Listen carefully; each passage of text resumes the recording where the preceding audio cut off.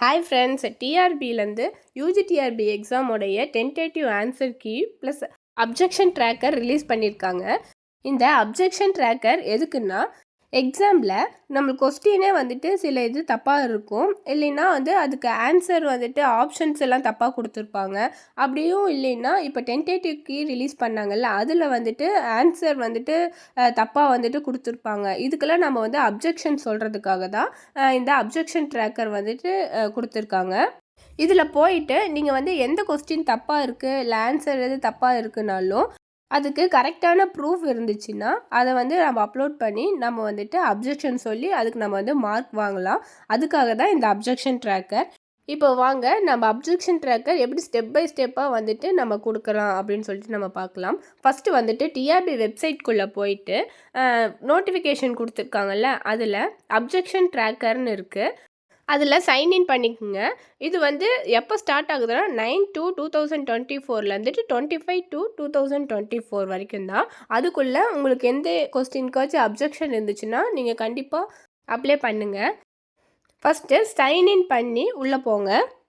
சைன்இன்னு கொடுத்துட்டிங்கன்னா இப்போ இந்த பாக்ஸ் ஓப்பன் ஆகும். அதில் உங்கள் லாகின் ஐடியும் பாஸ்வேர்டும் கொடுத்துட்டு சைன்இன் பண்ணிக்கணும்.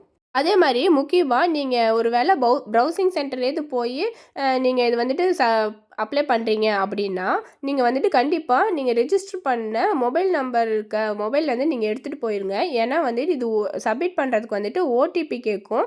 அதனால் உங்கள் கையில் கண்டிப்பாக மொபைல் இருக்கணும். இப்போது சைன்இன் பண்ணி உள்ளே போனால் இந்த மாதிரி ஒரு பாக்ஸ் வரும், கேண்டிடேட் டேஷ்போர்ட்னு. இதில் பாருங்கள் அப்ஜெக்ஷன் ட்ராக்கர்னு இருக்குது. இதை கிளிக் பண்ணணும். கிளிக் பண்ணதும் இந்த பேஜ் ஓப்பன் ஆகும். இதில் உங்கள் ரிஜிஸ்டர் ஐடி, உங்கள் நேம் மேலே வந்துடும். இதில் நிறைய இன்ஸ்ட்ரக்ஷன் கொடுத்துருக்காங்க. அந்த இன்ஸ்ட்ரக்ஷன்லாம் படிச்சுட்டு கீழே அக்செப்ட்னு ஒரு க்ரீன் கலர் பட்டன் இருக்குல்ல, அதை கிளிக் பண்ணணும். இதில் என்னென்ன இன்ஃபர்மேஷன் கொடுத்துருக்காங்கன்னா, நீங்கள் கண்டிப்பாக நீங்கள் அப்ஜெக்ஷன் கொடுக்குற கொஸ்டின் உங்கள் புக்லெட்டில் இருக்க கொஸ்டின் நம்பராக இருக்கக்கூடாது. டிஆர்பிலேருந்தே டென்டேட்டிவ் கீ ரிலீஸ் பண்ணாங்கல்ல, ஏ சீரீஸ்னு. அவங்க நம்மளுக்கு எக்ஸாம் எழுதுகிறப்போ 4 சீரீஸாக புக்லெட் கொடுத்துருப்பாங்க, கொஸ்டின் புக்லெட். அதில் கொஸ்டின் எல்லாம் சஃபில் ஆகிருக்கும். இவங்க அதை ஃபார்ம் பண்ணி ஒரே சீரீஸாக ரிலீஸ் பண்ணியிருப்பாங்க. அதில் என்ன கொஸ்டின் நம்பர் இருக்கோ அதை வச்சு தான் நம்ம அப்ஜெக்ஷன் கொடுக்குறப்போ அந்த கொஸ்டின் நம்பர் தான் யூஸ் பண்ணணும். மறந்துடாதீங்க, உங்கள் புக்லெட்டில் இருக்க கொஸ்டின் நம்பரை நம்ம போடக்கூடாது.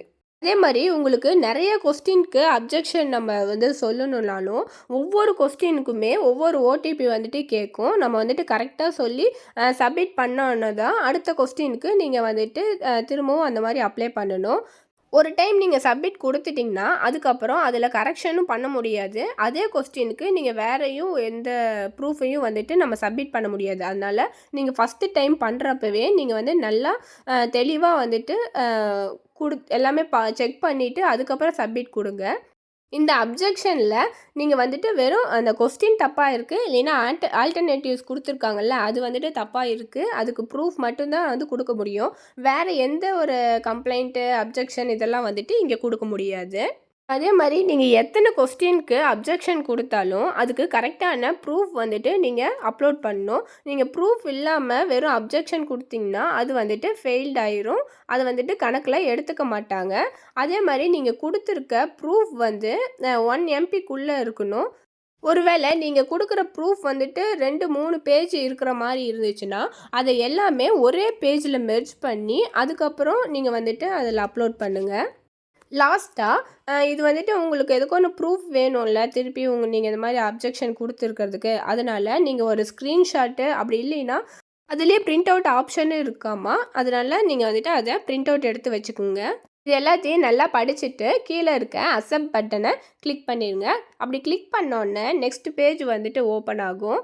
அதில் தான் நீங்கள் அப்ளை பண்ணணும். ஃபஸ்ட்டு கொடுத்துருக்க பாக்ஸில் ஏ சீரீஸில் இருக்க என்ன கொஸ்டின் வந்துட்டு உங்களுக்கு அப்ஜெக்ஷன் சொல்லணுமோ அந்த கொஸ்டின் நம்பர் வந்துட்டு நீங்கள் அந்த பாக்ஸில் வந்துட்டு நோட் பண்ணணும். செகண்ட் பாக்ஸ் வந்துட்டு அப்ஜெக்ஷன் டைப். உங்களுக்கு வந்துட்டு எந்த கொஸ்டின் தப்பாக இருக்கா, இல்லை ஆன்சர் ஆல்டர்னேட்டிவ்ஸ் கொடுத்தாங்கல்ல அதில் தப்பாக இருக்கா, அந்த மாதிரி நீங்கள் வந்துட்டு அதை செக் பண்ணி உங்களுக்கு எந்த அப்ஜெக்ஷனோ அதை வந்து செலக்ட் பண்ணிக்கோங்க. தேர்டு வந்துட்டு நீங்கள் அப்ஜெக்ஷன் சொல்கிறீங்கல்ல அந்த கொஸ்டினுக்கு கரெக்டான நீங்கள் ப்ரூஃப் வச்சுருப்பீங்கல்ல அதை வந்து நீங்கள் அப்லோட் பண்ணணும். அது வந்து 1024 KB 1 MBக்குள்ளே அந்த ஃபைல் அந்த PDF வந்துட்டு இருக்கணும். வந்துடாதீங்க ஃப்ரெண்ட்ஸ். நீங்கள் கொடுக்குற ப்ரூஃப் வந்துட்டு 3-4 பேஜ் அந்த மாதிரி நிறைய பேஜ் இருந்துச்சுன்னா அது எல்லாமே ஒரே பேஜ்குள்ளே மெர்ஜ் பண்ணி ஒரு பிடிஎஃபாக வச்சுட்டு அதுக்கப்புறம் நீங்கள் வந்துட்டு அப்லோட் பண்ணுங்கள். நீங்கள் வந்துட்டு ஒரு டைம் நீங்கள் சப்மிட் கொடுத்துட்டிங்கன்னா நீங்கள் டெலீட் பண்ண முடியாது, மாற்ற முடியாது அந்த கொஸ்டினுக்கு. அதனால நீங்கள் வந்துட்டு நல்லா தெளிவாக பார்த்துட்டு அதுக்கப்புறமே சப்மிட் கொடுங்க. அதுக்கப்புறம் sent OTP for register mobile number. நீங்கள் வந்து அதை